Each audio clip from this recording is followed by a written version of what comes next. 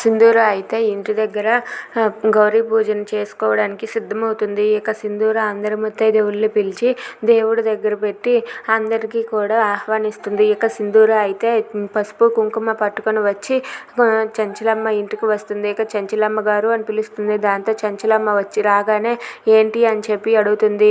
చంచలమ్మ గారు, రేపు నేను మా ఇంటి దగ్గర గౌరీ పూజను చేసుకుంటున్నాను. దానికి నేను ముత్తైదువులందరినీ కూడా పిలిచి చేసుకుంటున్నాను.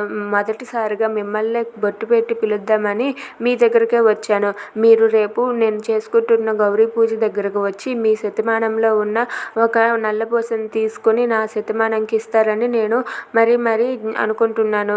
దయచేసి మీరు రావాలి. ఇదిగోండి, ఇదే మీకు ఆహ్వానం అని చెప్పి చంచలమ్మతో సింధూర అంటుంది. అది వినగానే చంచలమ్మ అయితే ఒక్కసారిగా ఏం మాట్లాడకుండా మౌనంగా ఉండిపోతుంది.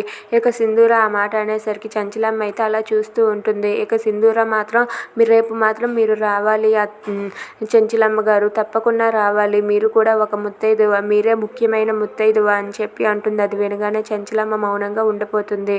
Please subscribe our channel.